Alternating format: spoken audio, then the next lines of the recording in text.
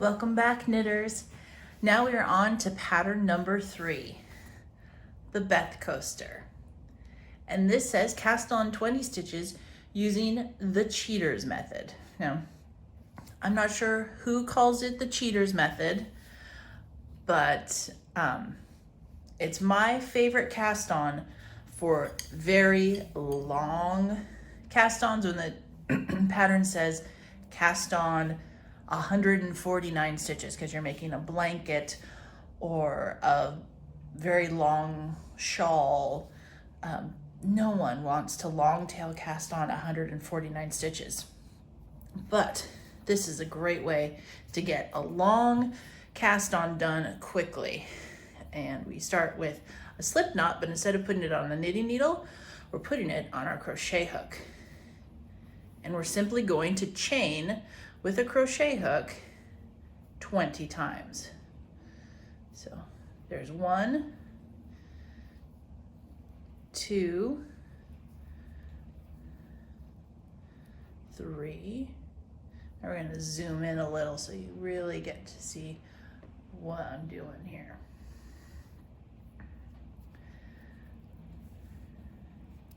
Grabbing that yarn, pulling it through, and making a loop. So 1, 2, 3, 4, 5, 6, 7, 8, 9, 10. So we're halfway there, and that's what our chain looks like.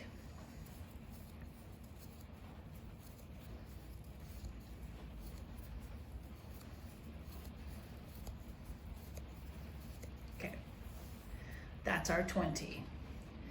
Now, remove the crochet hook, grab your knitting needle, and pick up 20 stitches along the edge.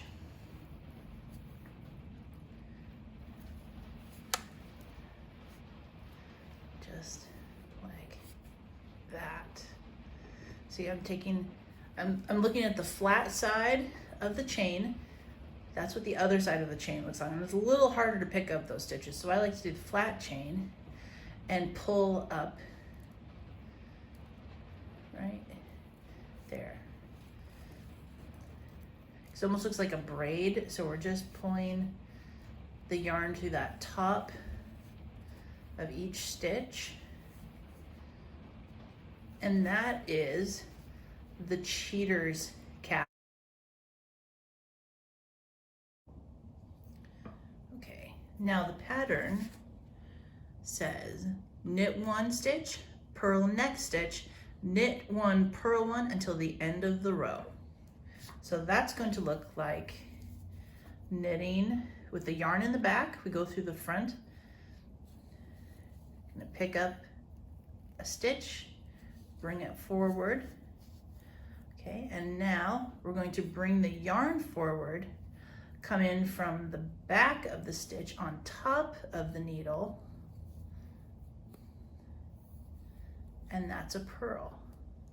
Oops, and I dropped a stitch, there we go. And then we're gonna knit a stitch, yarn in the back,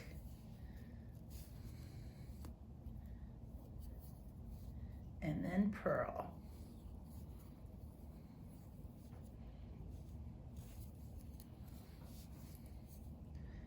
Knit,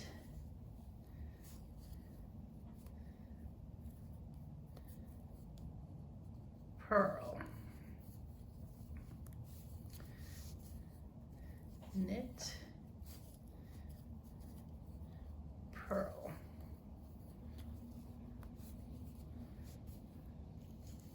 And it's okay if these stitches feel a little loose while you're learning how to do this. This is a lot of needle movement, and that's okay. You're just gonna have, it's still gonna look good. You're just gonna have a lighter, airier fabric, and that's okay.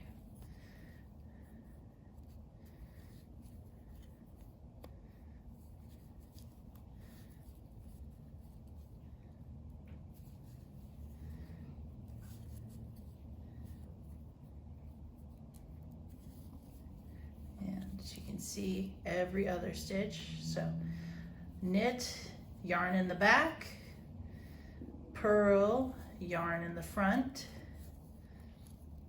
and then our last two, knit and purl. And then we're gonna turn. I'm gonna show you how to tell the difference between a knit stitch and a purl stitch from the wrong side. So as you can see right here, it's just an open stitch. So it would be natural to knit this stitch, but we're gonna purl that first stitch, just like it says in, it says next row, purl one, knit one. So we're doing the reverse to get that beautiful seed pattern. It's every row this way is going to have the opposite stitch involved. So we see in stockinette, we would knit this stitch and it would create that nice smooth fabric. But because we're doing a seed stitch, because there's no little bar here, we're going to purl that stitch. So yarn to the front,